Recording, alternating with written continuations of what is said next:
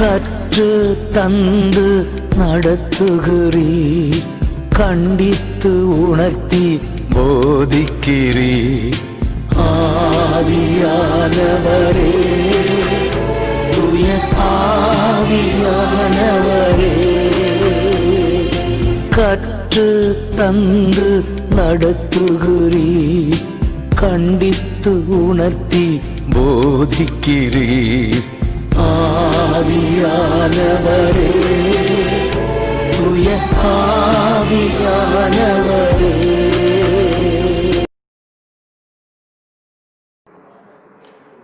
கர்த்தருடைய நாமம் ஒன்றே மகிழ்ப்படுவதாக.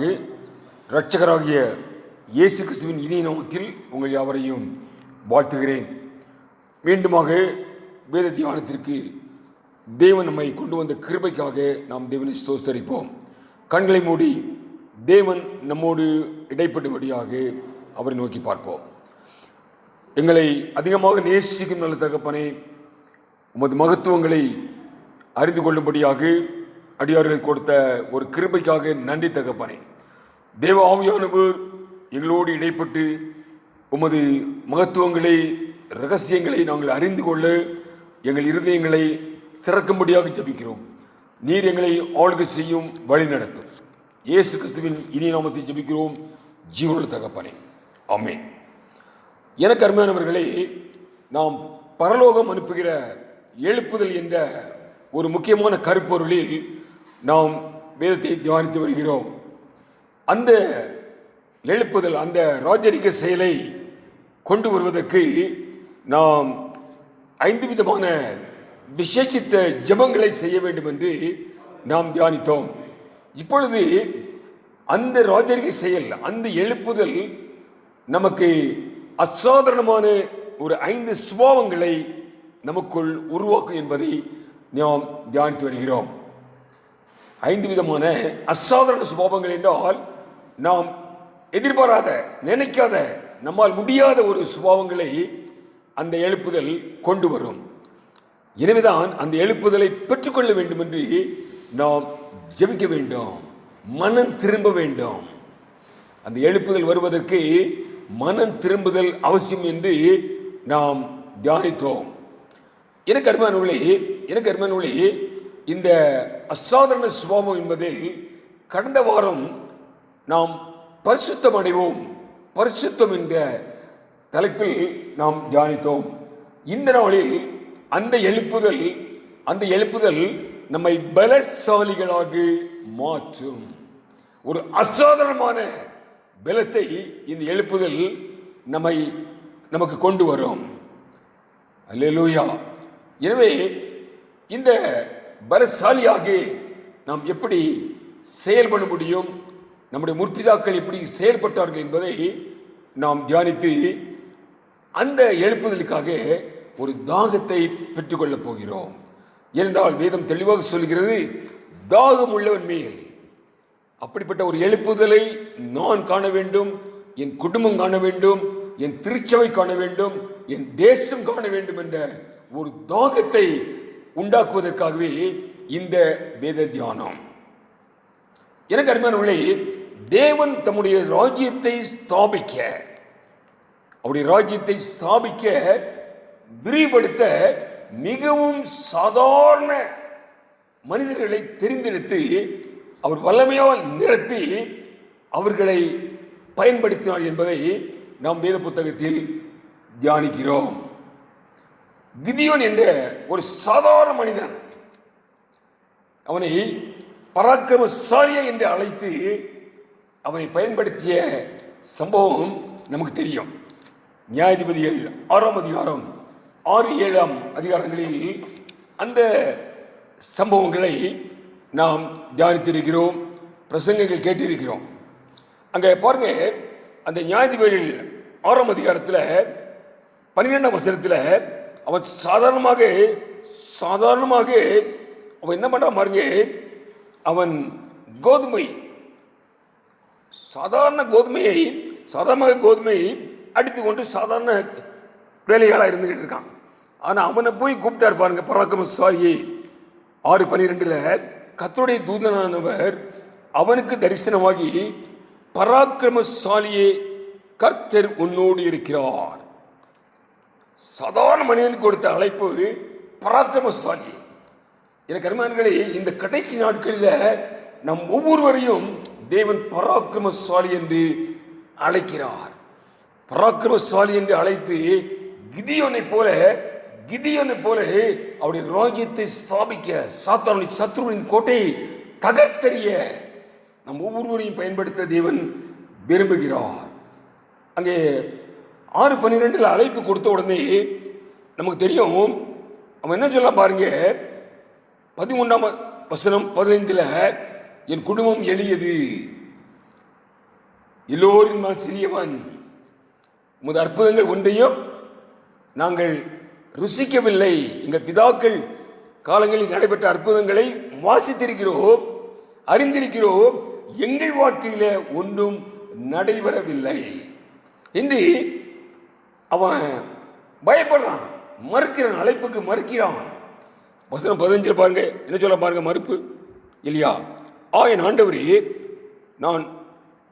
அவர் தன் ஜனங்களை மீதியானுடைய கையில் இருந்து மீட்பதற்காக கிதியோனை அழைக்கிறார். நமக்கு தெரியும், அது மீதியானுடைய கையில் இருந்து இஸ்ரேல் மக்களை மீட்பதற்காக கிதியோனை அழைக்கிறார். இன்னைக்கு சத்ருவின் கையில் இருந்து ஜனங்களை மீட்பதற்காக என்னை உங்களையும் ரட்சித்திருக்கிறார், அழைத்திருக்கிறார். ஏதாவது சொன்ன கிதியோனை போல ஒவ்வொருவரையும் அழைக்கிறார். ஜனங்களை சத்ருவின் கையிலிருந்து மீட்டெடுக்க. அந்த கிதியோன் என்ன சொல்ல பார்த்தீங்களா? நான் இதனாலே இஸ்ரவேலை உமது ஜனங்களை ரட்சிப்பேன், மனோசின் என் குடும்பம் மிக எளியது, என் தகப்பன் வீட்டில் நான் எல்லோரிலும் சிறியவன் என்றான். ஆமீன், ஆமீன்.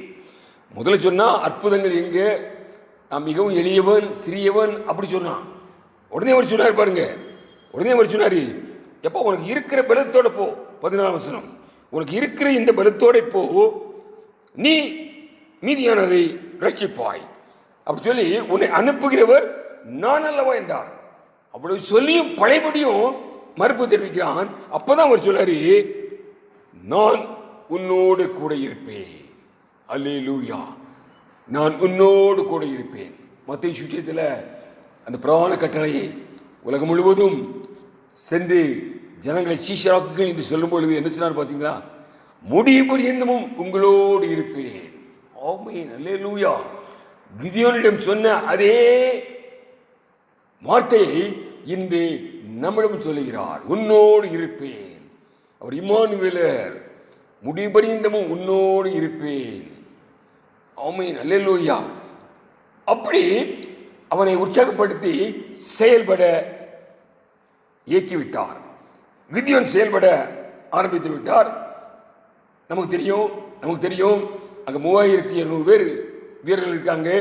அந்த 3200 பேரை வச்சு மீதியானரை கொண்டு வந்தால் பெரிய படைபலத்தோடு அவர்களை மீட்டெடுத்தார்கள் என்று உலகம் சொல்லும். ஆனால் அதை விரும்பவில்லை. அந்த 3200 வீரர்களை 300 வீரர்களாக குறைத்தார். நமக்கு தெரியாது இல்லையா? அந்த 300 வீரர்கள் மூலமாக ஒரு பெரிய அந்த மீதியானுடைய பிடியிலிருந்து ஜனங்களை மீட்டெடுத்தார். அதான் தேவனுடைய நோக்கம். தேவனுடைய நோக்கம் அதான். தேவன் ஒரு சின்ன காரியத்தை வைத்து, சிறிய காரியங்கள் மூலமாக பெரிய காரியத்தை செய்ய விரும்புகிறார். ஆமென், அல்லேலூயா.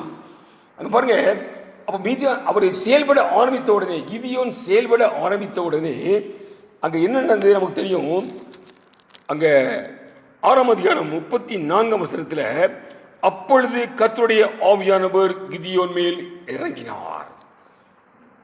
இதான் இந்த யோவேல் தீர்க்கதரிசியில சொல்ல கடைசி நாட்கள்ல தேவ ஆவியானவர் அவருடைய பலன் இல்லாம முடியாது. இன்னைக்கு நம்முடைய தியானம் நம்மை ஒரு பலசாலியாக மாற்றுகிறார். அல்ல, கூர்ந்து கவனிக்கணும், வேதத்தை ஆழமாக தியானிக்கணும். எப்படி நம்மை பலசாலியாக மாற்றுகிறார். ஆமென், அல்லேலூயா.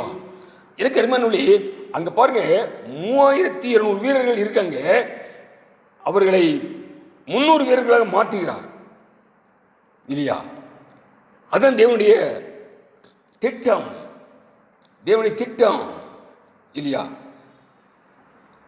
நாம் சிறு கூட்டமாக, சிறு பூச்சியாக நாம் காணப்படுவோம் இல்லையா? நம்மை கொண்டு பெரிய காரியங்கள் செய்ய தேவன் கிதியோனை போல பயன்படுத்த விரும்புகிறார். ஆமீன், அல்லேலூயா, அல்லேலூயா. அங்கே அவருடைய நம்ம உருவாக்கப்பட்ட நோக்கமே ஏசாயா 43 அதிகாரம் 7 வசனத்தை பாருங்க. ஏசாயா 43:7 நாம் உருவாக்கப்பட்ட நோக்கங்களில் முக்கியமான நோக்கம் ஏசாயா 43:7 வாசிக்கிறோம். நான் என் மகிமைக்கென்று சிருஷ்டித்து உருவாக்கி படைத்து, அவர் மகிமைக்காக என்னை உங்களையும் உருவாக்கி படைத்து என் நாமம் தரிக்கப்பட்ட யாவரையும் கொண்டு வா என்பேன். அப்ப தேவனுடைய மகிமைக்காக, தேவன் மகிமை அடைவதற்காக என்னை உங்களையும் படைத்திருக்கிறான், அழைத்திருக்கிறான். இதுதான் நம்ம உருவாக்கப்பட்ட நோக்கம். எனவே அப்படி அழைக்கப்பட்ட நம் மூலமாக தேவன் மகிமையடைய விரும்புகிறார். 300 பேரை கொண்டு தேவன் மகிமையடைய விரும்பினார். ஒரு பெரிய படை இராணுவத்தை வைத்தல்ல, அது மாதிரி சிறு பூச்சிகளாக, சிறு கூட்டமாக இருக்கிற என்னையும் உங்களையும் வைத்துதான் தேவன் மகிமையடைய விரும்புகிறார். மகிமைக்காகவே நாம் அழைக்கப்பட்டோம். அங்கே எலியா தீர்க்கதரிசி அக்கினியை இறக்குனாரு. அக்கினியை இறக்கி தேவன் மகிமை அடைந்தார். கர்த்தரே தெய்வம் என்று எல்லோரும் மகிமைப்படுத்தினார்கள். இனிமே எலியா தீர்க்கதரிசி மாதிரி ஒரு தீர்க்கதரிசியை தேவன் எழுப்ப போவதில்லை. இனிமே அக்கினியை இறக்கி தேவன் மகிமை அடைய போவதில்லை. நம்மை வைத்துக்கொண்டு நம் மூலமாக பெரிய காரியங்கள் செய்து, நமது வாழ்க்கையில பெரிய மாற்றங்களை செய்து அவர் மகிமையடைய விரும்புகிறார் என்று வேதம் சொல்லுகிறது. என் நாம மகிமைக்காகவே இவர்களை உருவாக்கினேன். அதுதான் புதிய ஏற்பாட்டில் பரிசுத்த பவுல் அடிகளார் 1 கொரிந்தியர் 1 அதிகாரத்தில் எழுதுகிறார். பாருங்க, தேவன் என்ன நோக்கத்திற்காக நம்மை உருவாக்கினார் என்பதை 1 கொரிந்தியர் 1 அதிகாரம் 26 முதல் வாசிக்க பாருங்க. எப்படி எனில், சகோதரரே, நீங்கள் அழைக்கப்பட்ட அழைப்பை பாருங்கள். மாம்சத்தின்படி ஞானிகள் அநேகர் இல்லை, வல்லவர்கள் அநேகர் இல்லை, பிரபுக்கள் அநேகர் இல்லை. ஞானிகளை வெட்கப்படுத்தும்படி தேவன் உலகத்தில் பைத்தியமானவர்களை தெரிந்து கொண்டார். நாம் தேவனால் தெரிந்து கொள்ளப்பட்டோம் என்றால் நாம் உலகத்திற்கு பைத்தியங்களாக காணப்படுவோம். பலமுள்ளவர்களை வெட்கப்படுத்தும்படி தேவன் பலவீனமானவர்களை தெரிந்து கொண்டார்.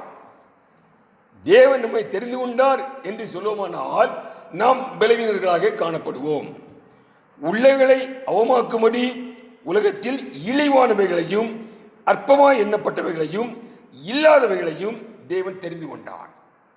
அப்போ இந்த கண்மணி பைத்தியங்கள், பலவீனமானவைகள், அற்பமாய் எண்ணப்பட்டவைகளை தெரிந்து கொண்டு அவர்கள் மூலமாக தேவன் மகிமையை விரும்புகிறார். எப்படி? அவருடைய வல்லமையை ஊற்றி. அங்கேதான் எழுப்புதல். அங்கே தேவ ஆவியானவர் ஊற்றப்பட்டு ஒரு அசாதாரண ஒரு பலத்தை நாம் பெற்றுக்கொண்டு தேவனை மகிமைப்படுத்த நாம் அழைக்கப்பட்டிருக்கிறோம். ஆமீன், அல்லேலூயா, அல்லேலூயா. எனவே எனக்கு அருமையானவர்களே, அதுதான் அந்த மதத்தில் நம்ம வாக்குத்தத்தம் கொடுத்தாரு. ஏசாயா 41 அதிகாரத்தை பார்த்தீங்களா? என்ன சொல்ல பார்த்தீங்க? யாக்கோபு என்னும் பூச்சியே, இஸ்ரவேலின் சிறு கூட்டமே, பயப்படாத, இதோ போரடிக்கிறதுக்கு நான் உன்னை புதிதும் கூர்மையுமான பற்களுள்ள இயந்திரமாக்குகிறேன். புல்டோசர், பெரிய புல்டோசராக மாத்துறாராம். சிறு பூச்சி தான், சிறு கூட்டம் தான். தேவன் அதனால தான் எழுப்புதல் மிக மிக அவசியம். தேவன் இந்த எழுப்புதலை கொண்டு வந்து சிறு கூட்டமாக, இன்னைக்கு பூச்சியாக, பைத்தியங்களாக, அற்பமாக எண்ணப்படுவோம் நாம் இன்னைக்கு. ஆனால் இதே அப்படி எண்ணப்பட்டவர்கள் மூலமாகத்தான் தேவன் மகிமையடைய போகிறார். அப்படி அந்த ஒரு நிகழ்வு நடைபெற ஒரு எழுப்புதலை தேவன் கொண்டு வர விரும்புகிறார். ஆமீன், அல்லேலூயா. ஏன் எனக்கு அனுமானங்களே, எசேக்கியேல் 37:14 என்ன சொல்ல பாருங்க. எசேக்கியேல் 37:14 ஏதன் தீர்க்கதரிசி சொல்லுவார். எசேக்கியேல் 37:14 என் ஆவியை உங்களுக்குள் வைப்பேன், என் ஆவியை உங்களுக்குள் வைப்பேன், நீங்கள் உயிரடைவீர்கள், நான் உங்களை உங்கள் தேசத்தில் வைப்பேன், அப்பொழுது நான் கர்த்தர் என்று அறிந்து கொள்வீர்கள். இதை சொன்னேன், இதை செய்வேன் என்று கர்த்தர் உரைக்கிறார். சொன்னால் செய்வாராம். என் ஆவியை உங்களுக்குள் வைப்பேன், நீ உயிரிழவீர்கள். யாரை பார்த்து சொன்னாரு? யாரை பார்த்து சொன்னாரு? நாங்கள் நம்பிக்கை அற்று போயிட்டு, எங்கள் நம்பிக்கை அற்று போயிட்டு அறுப்புண்டு போகிறோம். அப்படி சொன்ன அந்த எலும்பு தூள்களை பார்த்து என் ஜனங்கள்னாரு. அந்த எலும்பு தூள்கள் யாருனாரு? என் ஜனங்கள்னாரு. அறுப்புண்டு போகிறோம், நம்பிக்கை அற்று போயிட்டு. இன்னைக்கு அப்படிதான் விசுவாசத்துடைய நிலைமை, நம்ம நிலைமை அப்படிதான் இருக்கு. நம்பிக்கை அற்றவர்களாக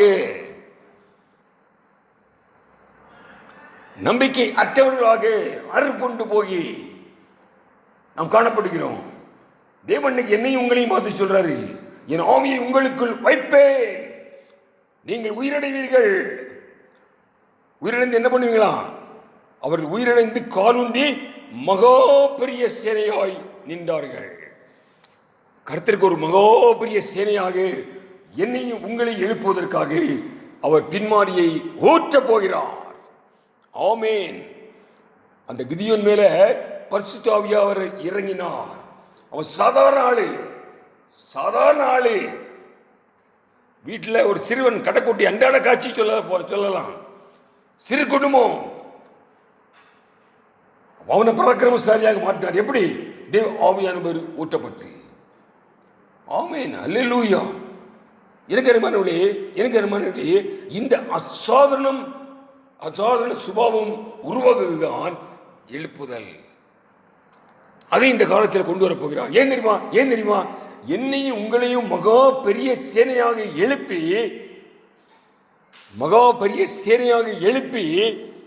இந்த உலகத்தை அவருடைய ஆளுகைக்குள் கொண்டு வர விரும்புகிறார். அதன் தேவனுடைய திட்டம், சித்தம்.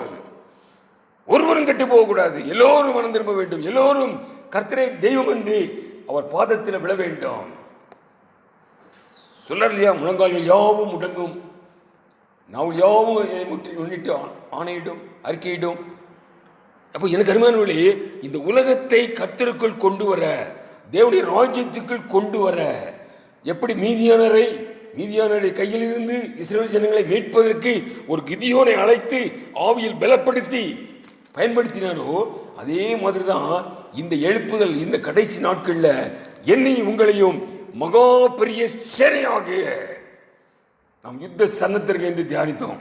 கடந்த நாட்கள்ல யுத்த சன்னத்தர்களாக மகா பெரிய சேனையாக எழுப்பி இந்த உலகை முழுவதுமாக அவருடைய ஆளுகைக்குள், அவருடைய ராஜ்யத்தில் கொண்டு வர தேவன் விரும்புகிறார்.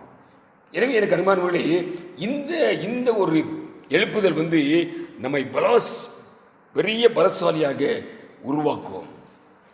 புதிய ஏற்பாட்டுக்கு வருவோமானால் இந்த ஒரு மகா பெரிய ஒரு அசாதாரணமான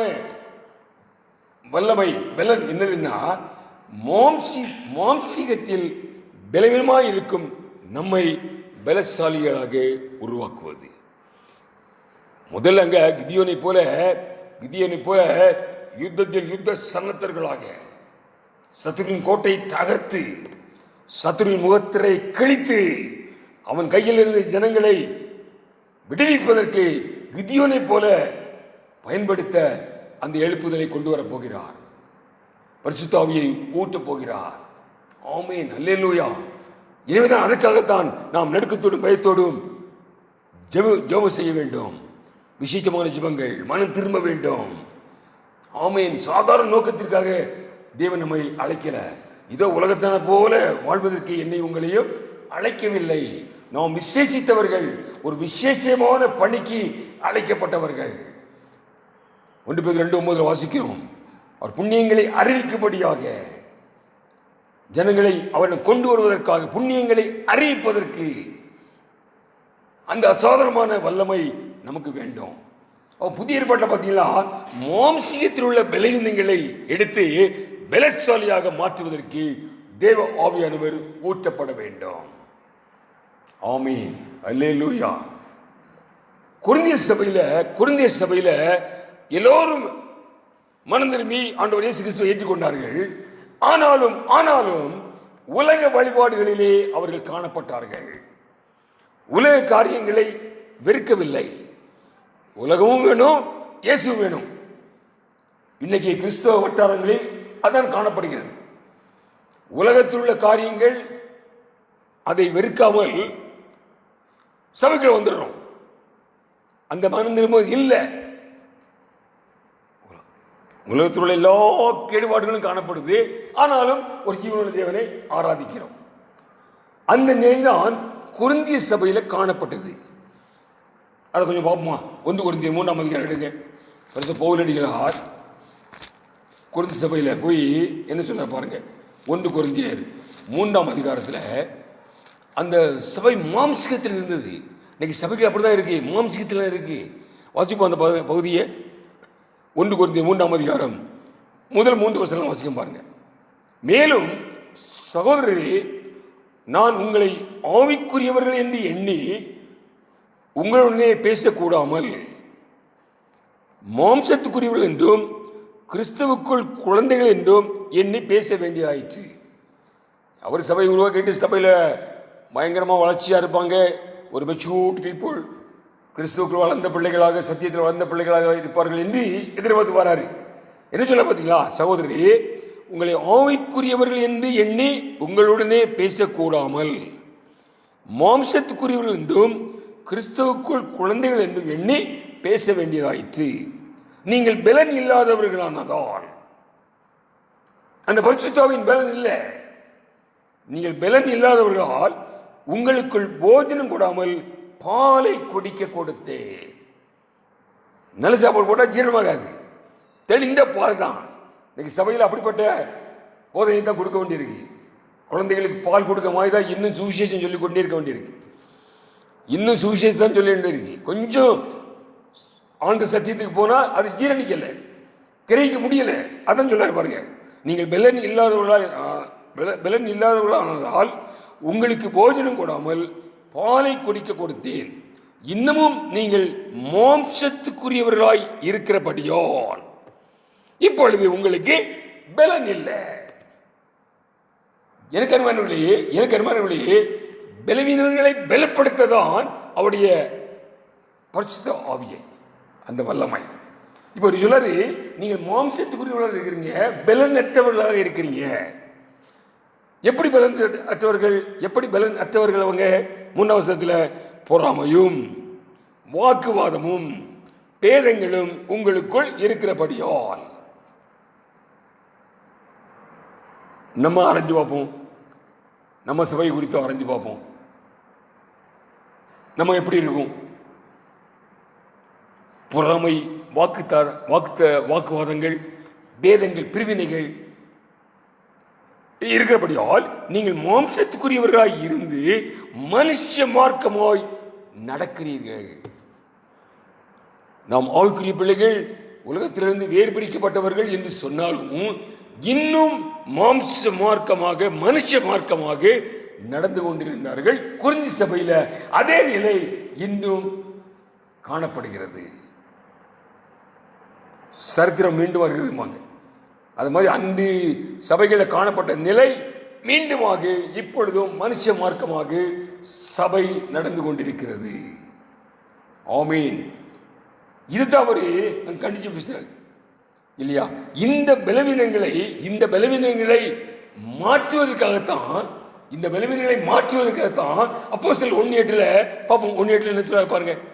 அப்போஸ்தலர் 1:8 இந்த பலவீனங்கள் மாறுவதற்காகத்தான் அப்போஸ்தலர் 1ஆம் அதிகாரம் 8ஆம் வசனம், எல்லாம் தெரிஞ்ச வசனம், பரிசுத்த ஆவி உங்களிடத்தில் வரும் பொழுது நீங்கள் பலனடைந்து எருசலேமிலும் யூதேயா முழுவதிலும் சமாரியாவிலும் பூமியின் கடைசி பரியந்தமும் எனக்கு சாட்சிகளாக இருப்பீர்கள். எப்பொழுது? அந்த பரிசுத்த ஆவியினர் வரும் பொழுது. அதுவரைக்கும் மாற்றம் இருக்காது. நாம் இயேசு கிறிஸ்துவை ஏற்றுக்கொண்டு இருப்போம். இந்த மறுபடி பிறந்த அனுபவம் இருக்காது, சாட்சிகளாக இருக்க முடியாது. எனக்கு மறுபடி அதனால தான் அப்போஸ்தலர் 1:8 இல்லை, இந்த பலவீனங்களை மாற்றுவதற்கு தான் இந்த பரிசுத்த ஆவி வரும்பொழுது தேவனுடைய ராஜ்யத்தை குறித்து சீடரோடு பேசுறாரு. அதுக்கு முந்தைய வசனங்கள்ல. அவங்க உடனே கேட்குறாங்க இல்லையா, என்ன கேட்குறாங்க பார்த்தீங்களா சீஷர்கள்லாம், இந்த காலத்திலேயாவது, இந்த காலத்தில் நீங்கள் இந்த ராஜ்யத்தை கொடுக்க போறீங்களா, அவர் தேவனுடைய ராஜ்யம் வரப்போகுதுன்னு உடனே இவங்க கேட்குறாங்க பாருங்க. அது 6ஆம் வசனத்தில் 1:6, இக்காலத்திலா ராஜ்யத்தை இஸ்ரவேலுக்கு திருப்ப கொடுப்பீர்கள் என்று கேட்டார்கள். அதற்கு அவர், பிதாவானவர் தம்முடைய ஆதீனத்திலே வைத்திருக்கிறதை காலங்களை வேலைகளையும் அறிகிறது, உங்களுக்கு அடுத்ததில்லை சொல்லிட்டு அதே கேட்குறீங்க. தேவனுடைய ராஜ்யம் எப்பொழுது வரும் என்று நீ கேட்காத, உன் வேலை பரிசுத்த ஆவி பெற்றுக்கொள், நீ பூமியின் கடைசி வரையும் சாட்சியாக இரு. அப்ப எனக்கு அருமையானவர்களே, இந்த எழுப்புதல் ஏன் தேவை என்பதை நாம் உணர வேண்டும். அந்த ஆவியானுடைய வல்லமை இல்லாமல் நாம் சாட்சியாக காணப்படவே முடியாது. நாம் இயேசுவை மறுதலிக்கும் பிள்ளைகளாகவே காணப்படுவோம். சோதனைகள், நெருக்கங்கள், துன்பங்கள், துயரங்கள் வரும்பொழுது நாம் வல்லமையாக, நாம் கர்த்தருக்கு வைராக்கியமாக, சாட்சியாக நிற்க முடியாது. இதை நாம் அப்போஸ்தலர்கள் வாழ்க்கையிலிருந்து நாம் பார்க்க போகிறோம். அந்த நிலைக்கு நாம் தள்ளப்படக்கூடாது. அங்கே நமக்கு தெரியும், மத்தேயு 26ஆம் அதிகாரத்தில், மத்தேயு தெரிஞ்ச பகுதி தான், மத்தேயு 26ஆம் அதிகாரத்தில் இந்த வல்லமை இல்லாத பரிசுத்த ஆவி ஊற்றப்படாத நாட்கள்ல இல்லையா, அதுதான் வேதம் சொல்லுகிறது. அது பிதாவின் வாக்குத்தத்தம். சீஷர்கள் உலகத்தை அனுப்புவது, நீங்கள் எருசலேமில் காத்திருங்கள், உன்னதிலிருந்து வரும் அந்த ஆவியால் பலப்படும் வரை. ஏன்னா எப்படி பலவீனமா இருந்தாங்க பாருங்க, எப்படி பலவீனமா இருந்தாங்க. மத்தேயு 26ஆம் அதிகாரத்தில் அங்கே ஆண்டவர் இயேசு கிறிஸ்துவை அங்கே அவரை குற்றவாளியாக கொண்டு நிப்பாட்டிருக்காங்க. அங்கே நியாய தீர்ப்பு விசாரணை பண்ணிக்கிட்டு இருக்காங்க.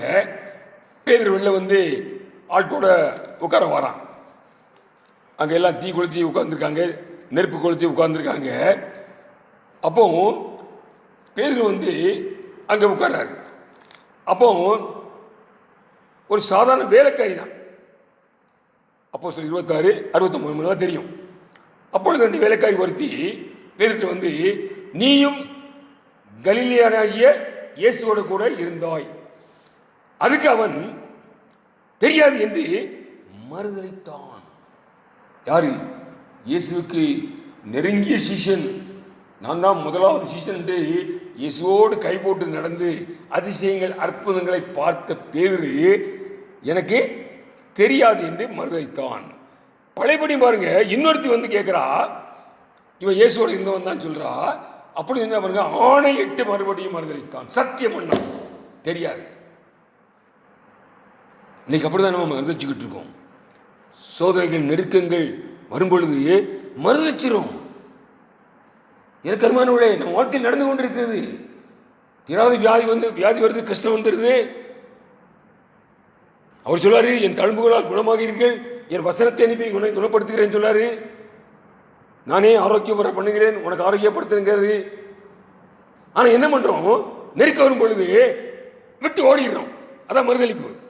எப்படி பேது மறுதளிச்சோம் பாருங்க. மீண்டும் பாருங்க, சற்று நேரத்துக்கு பின்பு அங்கு நின்றவர்கள் பேதுருவிடத்தில் வந்து, மெய்யாகவே நீயும் அவர்களில் ஒருவன் என்று சொன்னான். அப்பொழுது அவன், யார்? பேதுரு, அந்த மனுஷனை அறியேன் என்று சொல்லி சபிக்கவும் சத்தியம் பண்ணவும் தொடங்கினான். நல்ல கவனிக்கணும். பேதுரு ஆண்டவர் இயேசு கிறிஸ்து, நம்ம ஏதாவது அதிசய அற்புதங்களை வாசித்து விசுவாசிக்கிறோம். அவன் அதிசய அற்புதங்களை நேரடியாக கண்களால் கண்டு அவரோடு இருந்து அற்புதத்தை பார்த்த ஒரு சீஷன் சபித்து மறுதலிக்கிறான். சபிச்சுட்டான் இயேசு கிறிஸ்துவை, மறுதலித்தான்.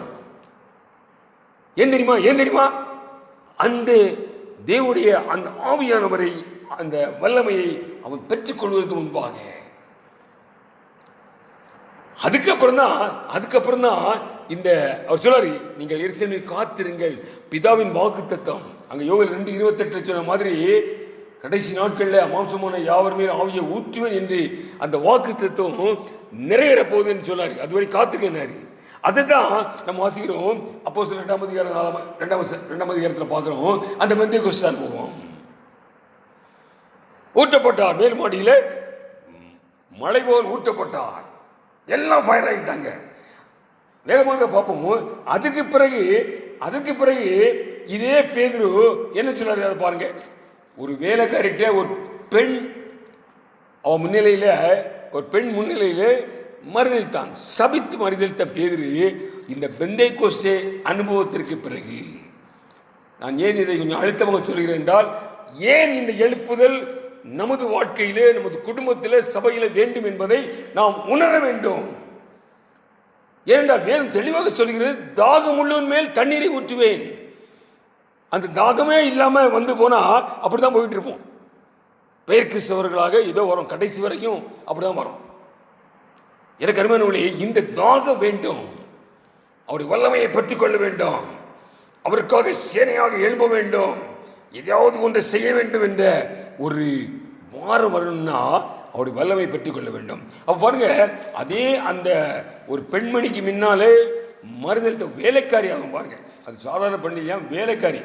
அவனுக்கு முன்னால மறுதளித்த பேதுரு இந்த பெந்தேகோஸ்தே அனுபவத்துக்கு பிறகு சொல்லலாம். 2ஆம் அதிகாரத்தில், அப்போஸ்தலர் 2ஆம் அதிகாரத்தில் 14ஆம் வசனம் பாருங்க. எல்லாரும் அந்த பெந்தேகோஸ்தே அனுபவத்தை பார்த்து ஆச்சரியப்பட்டு உட்கார்ந்துருக்காங்க. அப்பொழுது பேதுரு 11 கூட இருந்து சீஷரோடு மட்டும் இருக்காங்க. இவங்க மட்டும் எழுது அவர்களை நோக்கி உரத்த சத்தமாய், யூதர்களே, எருசலேமில் வாசம் பண்ணுகிற ஜனங்களே, நீங்கள் எல்லோரும் அறிந்து கொள்வீர்களாக. ஒரு சாதாரண வேலைக்காரிக்கு முன்பாக இயேசு மறுதளித்த ஒரு சீஷன் இந்த பெந்தேகோஸ்தே அனுபவத்துக்கு பிறகு என்ன சொல்ல பார்த்தீங்களா? யூதர்களே, எருசலேமில் வாசம் பண்ணுகிற ஜனங்களே, நீங்கள் எல்லோரும் அறிந்து கொள்ளுங்கள். 32ஆம் வசனத்தில், இந்த இயேசுவை, இந்த ஜீவாதிபதியை நீங்கள் கொலை செய்தீர்கள். இந்த இயேசுவை தேவன் எழுப்பினார். இதற்கு நாங்கள் எல்லோரும் சாட்சிகளாக இருக்கிறோம். அதைத்தான் 1:8 சொல்றாரு. நீ பரிசுத்த ஆவியை பெற்றுக்கொள்ளும் பொழுது நீங்கள் எனக்கு சாட்சிகளாக இருப்பீர்கள். எனக்கு அருமையானவர்களே, இந்த அனுபவத்தை பெற்றுக்கொள்வதுதான் இந்த எழுப்புதலில் நடைபெறப் போகிற ஒரு பெரிய அசாதாரணமான சுபாவம். அதான் சொன்னேன், நமக்கு 5 விதமான அசாதாரண சுபாவங்களை நாம் தியானிக்க போகிறோம். கடந்த வாரம் தியானித்தோம். பரிசுத்தப்படுவது என்பது நம்மால முடியாது. எனவே அவரை பரிசுத்தப்படுத்துகிறார். அப்ப தேவன் ஆவியுடைய வல்லமையினால் பரிசுத்த ஆவியை அனுப்பி நம்மை பாவங்களை குறித்து உணரடை செய்து பரிசுத்தப்படுத்துகிறார். போன வாரம் தியானித்த ஆழமாக. இப்போ இதுல பாருங்க, ஒரு சாட்சியாக எழும்புவதற்கு வல்லமையால் ஒவ்வொருவரையும் நிரப்பப் போகிறார். ஆமென், அல்லேலூயா, அல்லேலூயா. எனக்கு அருமையானவர்களே, இதுதான் தேவனுடைய பெரிய திட்டம். கடைசி நாட்களில் மாம்சமான உலகத்தில் இருக்கவனும் மாம்சத்தில் இருக்கிறான். கிறிஸ்தவர்களும் சபையிலையும் மாம்சமான பிள்ளைகளாக காணப்படுகிறார்கள். எனவே மாம்சமான யாவரும் சபையும் சரி வெளியும் சரி, மாம்சிகத்தில் யாரெல்லாம் காணப்படுகிறோமோ, அங்கே கொரிந்தி சபையில் சொன்னார் பார்த்தீங்க, உங்களை இன்னொன்று நினச்சி நான் பேச வந்தேன், இன்னும் நீங்கள் மாம்சிகத்தில் மனுஷ மார்க்கமாக இருக்கிறீர்கள். காரணம், உங்களுக்குள்ள சண்டை, சச்சரவு, பிரிவினை. கொஞ்சம் யோசிச்சு பார்ப்போம். இன்னைக்கு ஒருவருக்கு பேசுகிறோமா? நமக்குள்ள எவ்வளவு கசப்புகள், வைராக்கியங்கள். ஏன்? அந்த தேவனுடைய வல்லமை, அந்த பரிசுத்த ஆவியினுடைய அபிஷேகம் இல்லை. இன்னும் கசப்புகள், வைராக்கியங்கள், விரோதங்கள். ஒரு விசுவாசி விட்டு போக மாட்டாங்க, ஒரு விசுவாசியோட சேர்ந்து எங்கேயும் போக மாட்டாங்க. ஆமா, தைரியமா சொல்றோம். எப்படி அவங்களோட வருவோம்? எப்படி எங்களோட போவோம்? இதோ சகோதரர்கள் ஒன்றித்து வாசம் பண்ணுவது எத்தனை இன்பமும் அங்கு ஆசீர்வாதம் உண்டு என்று சங்கீதம் 131 வாசிக்கிறோம். இன்னைக்கு ஏன் அந்த ஆசீர்வாதத்தை இழக்கிறோம்? சகோதரர்கள் ஒருமித்து வாசம் பண்ணுகிற இடத்துல ஜீவனும் ஆசீர்வாதம் உண்டு என்று 133 சங்கீதம் சொல்லுது. நம்ம ஞாயிற்றுக்கிழமை ஒருமித்து வாசம் பண்றோம். நாம் சரீரத்தில் ஒரு சபைக்குள்ள அடைக்கப்படுறோம். அது இந்த கொரோனா பயத்தில் கொஞ்சம் தூரம் உட்கார வச்சிருக்கோம். இல்லைன்னா எல்லாம் ஒன்று சேர்ந்து உட்கார்ந்துருப்போம் சரீரத்தில். ஆனால் உள்ளத்தில் ஐயோ யோ பக்கம் உட்காந்துருக்குமா, இதுதான் உள்ளத்தில் பேசும். எப்படியுமா ஆசீர்வாதம் வரும். நான் ஏதோ ஏசிட்ட வந்தேன், எனக்கு ஒன்றும் கிடைக்கலன்ட்டு புலம்பிக்கிட்டு இருக்கும். இந்த ஆவியின் பலத்தை பெற்றுக் கொள்வோமானால் அந்த கொரிந்திய சபையில் நிலை மாற்றப்பட்டது போல அப்பொழுது சீசர்கள் கேட்டாங்க, என் சகோதரன் தப்பு பண்ணா 7 முறை மன்னிக்கிட்டு பண்ணார். 7 முறை 7 70 முறை. அந்த பலத்தை எப்படி? அதான் அசாதாரண பலம். அசாதாரண பலம் என்பது 7 70 முறை தன்னுடைய சக விசுவாசி, நீங்க சகோதர பங்காளி விட்டுருங்க, சக விசுவாசிகளை மன்னிப்பதற்கு தான் இந்த அசாதாரண பலம் வரணும். இந்த அசாதாரண பலன் எதுக்கு? சக விசுவாசிகளை மன்னித்து எதுக்கு மன்னிக்கணும்? நீங்க மன்னிக்கலன்னா இயேசு ஒன்றும் குறைஞ்சு போக மாட்டாரு. எனக்கு அருமையானவர்களே, நீங்கள் சக விசுவாசிகளை, சகோதரர்களை, சகோதரிகளை மன்னிக்கட்டா கசப்பு வைராக்கியத்தோடு இருந்தால் இயேசு ஒன்றும் குறைஞ்சு போக மாட்டார். அவர் அவராக இருக்கிறார். ஆனால் நாம் ஆசீர்வாதத்தை இழந்து கொண்டிருக்கிறோம். அவர் குறைய மாட்டாரு. நம்ம ஒரு விசுவாசி சண்டை போட்டுக்கிட்டு இருக்கோம், கசப்போட இருக்கோம்னா அவருக்கு ஒன்றும் கஷ்டமே கிடையாது, கவலை கிடையாது. ஆசீர்வாதத்தை நம்ம இழந்து கொண்டிருக்கிறோம்.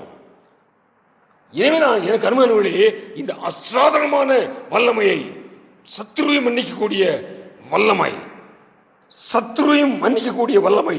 அதனால தான் இயேசு சொன்னாரு, வருத்தப்பட்டு பாரம் சுமக்கிறவர்களே என்னிடத்தில் வாருங்கள், என் நுகத்தை ஏற்றுக்கொள்ளுங்கள். அப்ப அந்த வல்லமை நமக்கு வேணும். அதான் அசாதாரணமான வல்லமை.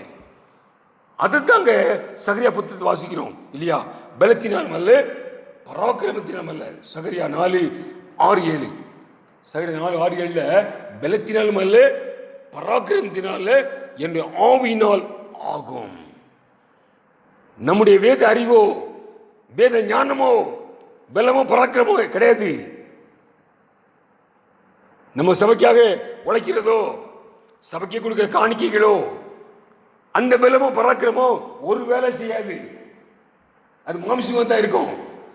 உன் பலமோ பராக்கிரமோ பிரயோஜனம் கிடையாது. இறங்குகிற என் ஆவியால் ஆகும் என்று அங்கே சர்வோபைக்கு சொல்லப்பட்டது.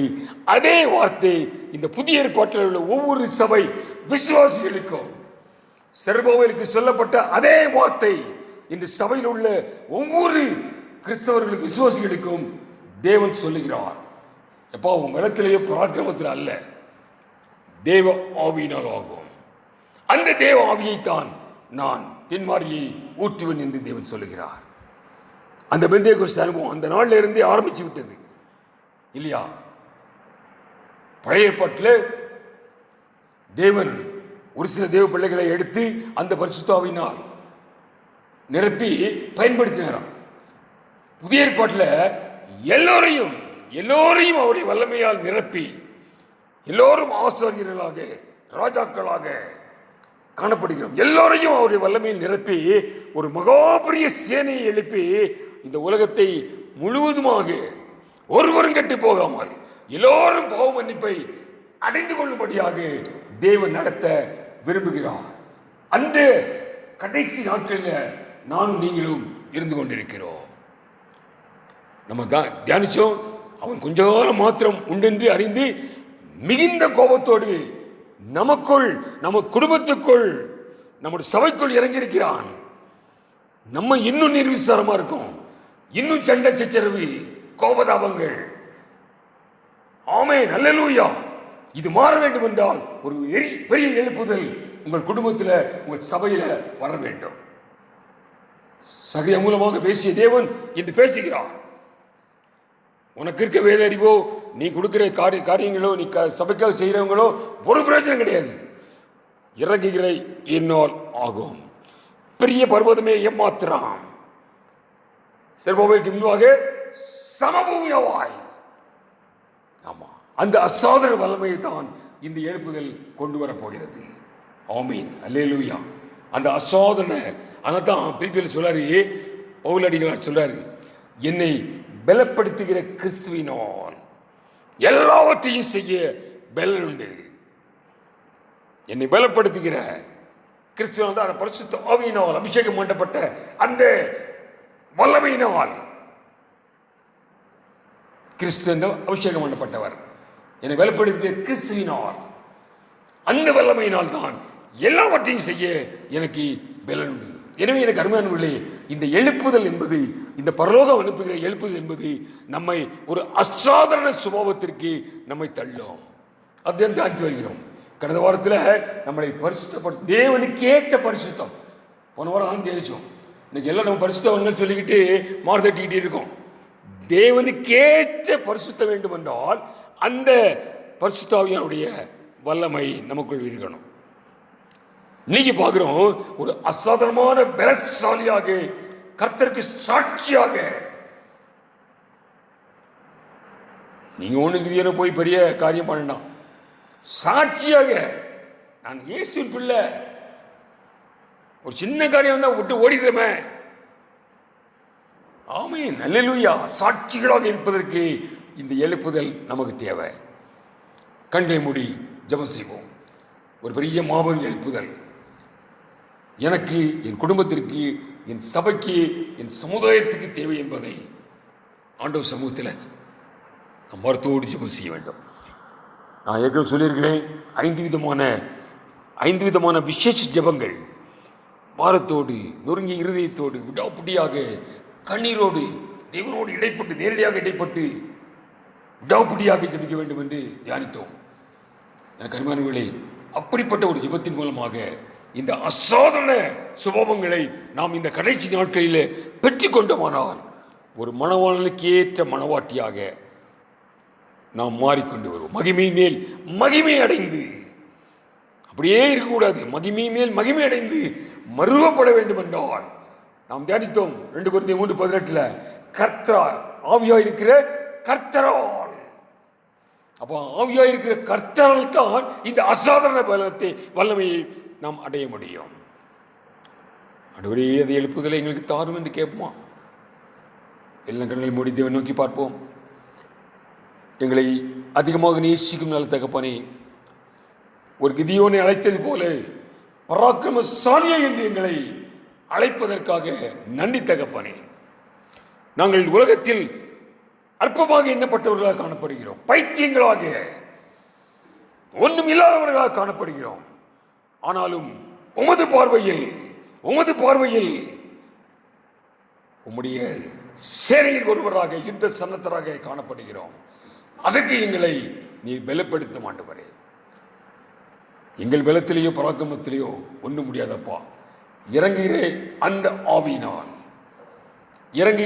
அந்த ஆவியினால் என் சுபாவங்களை மாற்ற முடியும் என்று நாங்கள் தியானித்தோம்.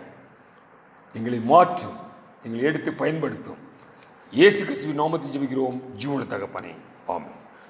எல்லாம் சொல்லுமா, என் ஆத்துமாவை கர்த்தரை சோதரி, என் முழு உள்ளமை பரிசுத்த நாமத்தை சோதரி, என் ஆத்துமாவை கர்த்தரை சோதரி, அவர் செய்த சகல உபகாரங்களையும் மறவாதி.